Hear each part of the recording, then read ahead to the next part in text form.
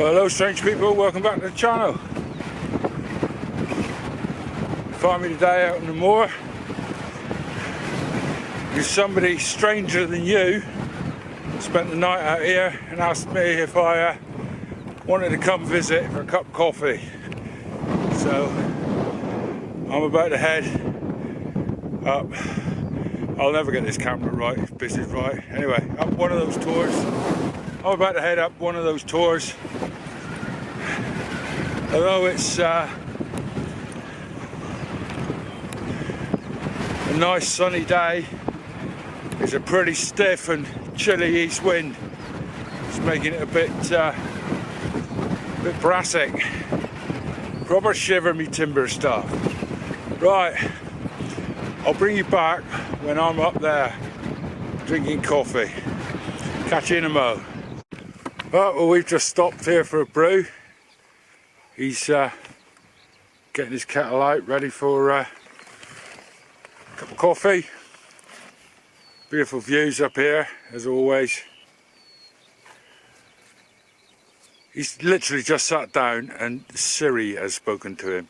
Siri, we are out in the sticks and he's got a computer with him. I mean, you know, it was either Siri or it was his COVID jab talking to him. God only knows. I give up with this. It was Kit. It was Kit, was it? Yeah, right. I give up with this technology business. Right. Serious note.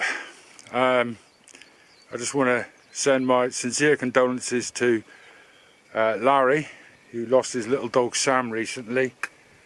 I really advise you. I'd be really appreciative if you go over to his channel and watch it. I really do enjoy his channel, and he does have the best canoe on YouTube. So go over and give him some love.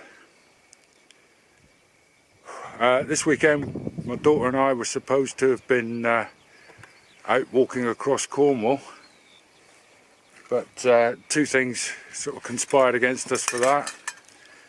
One being my daughter's hurt her back, so although she can go out for walks, she didn't really want to be walking around with a pack on her back. And the other thing was it's a bank holiday weekend here in the UK, and Cornwall's population has actually doubled this weekend. So it wouldn't have been very pleasant. Right, I'll leave you there because we've got people coming, and Ant is using up the last of his water. Catch you in a mo.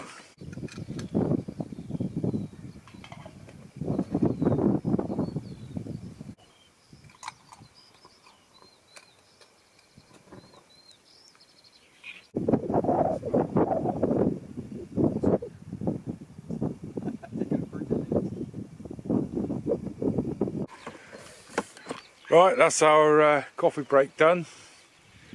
Rather than film a couple of reprobates walking across the moor now, I'm going to put in a little bit of segment from a couple of weeks ago when Ant, Sandy Wiltshireman and Elliot, our tame subscriber, all went up to Sam and Mary's for the Hobo Hangout. Give Sam a hand to take down his woodshed as well.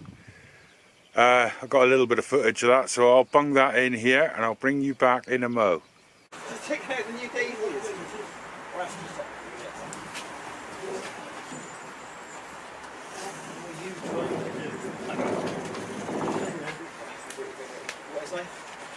Right. There you go. Well, actually. Where are you going up? Who's got skills for this? Yeah, you know what, I'm like behind you. Well, I would probably suggest Sly and Sam getting up and doing it, to be honest, but Sly and Sam get on the roof and do that. We can catch up at the same time. Ouch.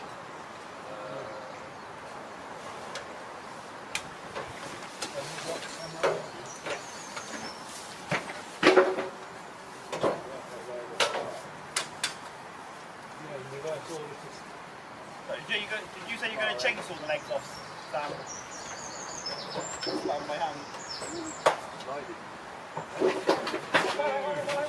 Oh, you splat the shit out of me. Stand on the grass over there for a minute, because when the base is out, we'll stand the base up on those pallets and lay it back on top of it. Alright, you got it? So that's something else actually, Elliot.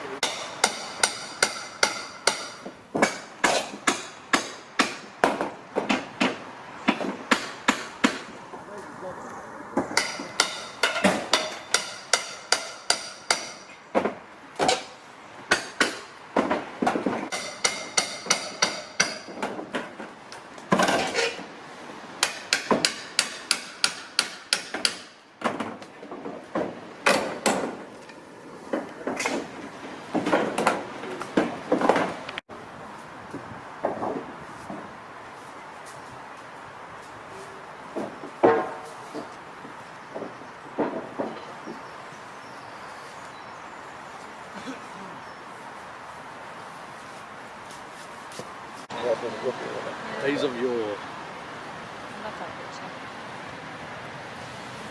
the age of innocence.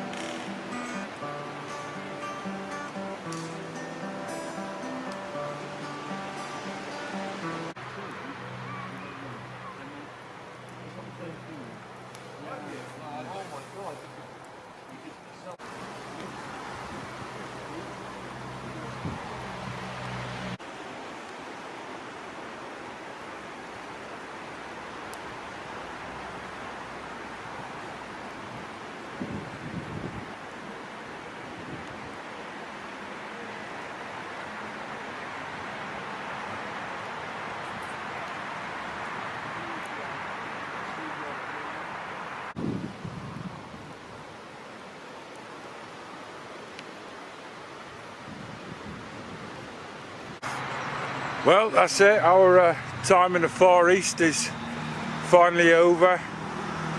Luckily, Genghis Khan didn't attack while we were camped. Got to make my way now through the plains of Oxfordshire and past the Cossack horsemen. And I won't feel safe until I'm past Bucharest, or more commonly known to you lot as Bristol. I'm going to need to be a long way past that, because this Egypt down here, look. Where is he? There he is, look, packing up. He lives in Taunton, foreign country Taunton. Anyway, they eat snails and frog legs and things like that in Taunton.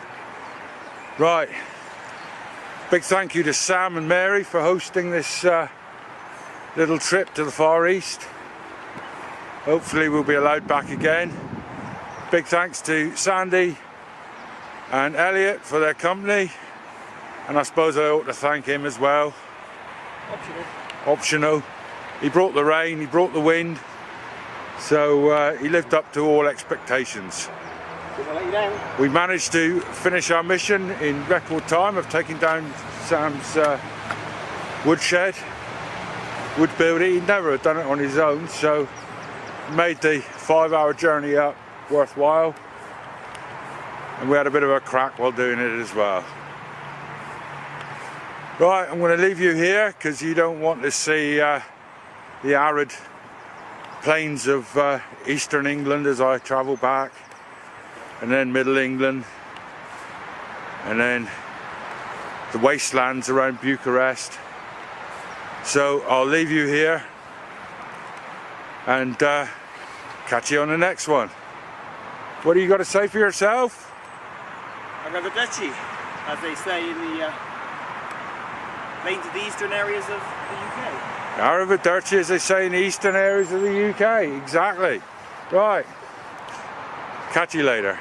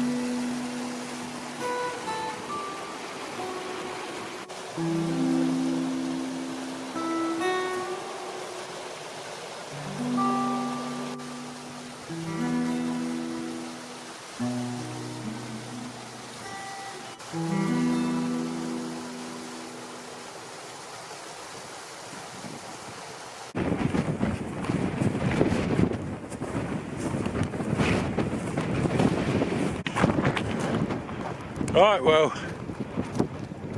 we've been out, had a look. Ant's been able to take some photographs of his of the waterfall. I will leave a link to his Instagram. He isn't making a YouTube video today or any day soon, but I will leave a link to his Instagram so you can have a gander at his photographs. We're going to make our way to a pub now for a long tall glass of something wet, and then make our way back over the top of these tours. So catch you in a mo. Got anything you want to add? No, but I think a nice pint of cider right now would be good. Pint of cider. Boys from Somerset, see? Dummerset, I call it. Anyway, catch you in a mo.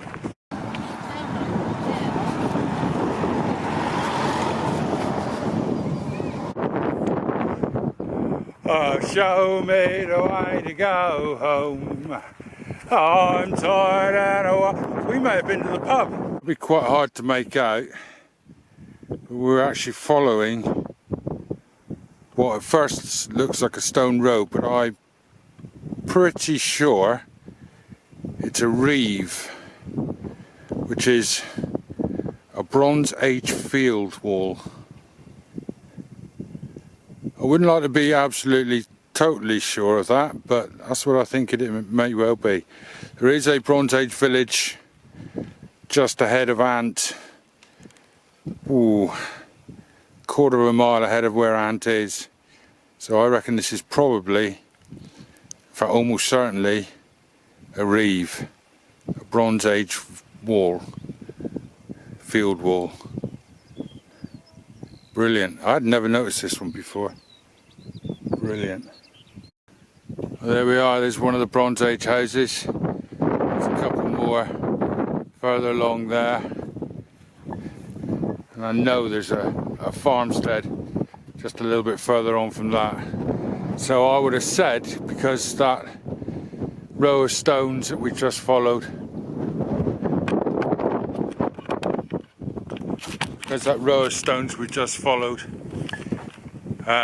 comes straight to, almost straight to that door of that building there, I would have said that it was almost certainly a reeve. I can't be absolutely certain, but that's what I think it is, an old Bronze Age wall.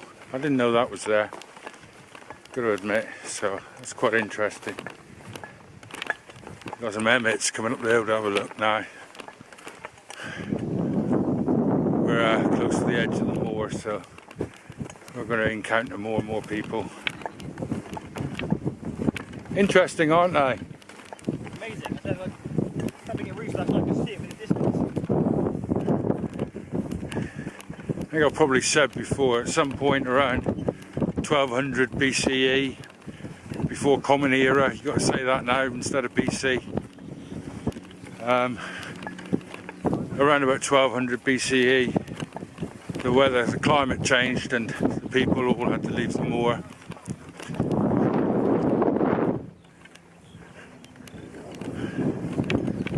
I don't know if there's smoke behind me, you can see it now, but it's really quite billowing now behind me. Anyway, they all had to move off the moor because of climate change. It's quite an odd coincidence, and I don't think it is a coincidence. You know, 1200 BCE, a lot of things happened around then. It's thought that was around about the time that Moses crossed out of Egypt. It's also thought that was around about the time of the fall of Troy and the Trojan War. Those two things are relatively You know, don't forgive me if you're religious, but relatively controversial. There isn't a lot of proof on certainly on Moses. Not an awful lot of archaeological proof of when exactly Troy happened, although Troy did exist. But one thing that did happen is all of the major empires in the Near East, the sort of Western Mediterranean, Eastern Mediterranean, they all collapsed at the same time, aside from Egypt, which was really badly affected. So climate change in the Bronze Age could cause this, people up here to have to move, and it caused whole empires to collapse. And I'm talking the Minoans, the Hittites, the Greeks, they all collapsed. They collapsed to a point where there was no writing. They forgot how to write, and I find that unbelievable. The ancient Greeks forgot how to write. It's just incredible. So yeah, I mean, there were other things that caused the empires to collapse. Something called the Sea Peoples that were invading. They were invading from the west, and where are they moving out because of climate change, moving east? I don't know, but I don't know if anybody will ever know. But it's odd to think that these people here, living in these little huts and farms, were just as badly affected as the big empires in the Eastern Mediterranean. It's a small world, isn't it? Here we are now, climate change.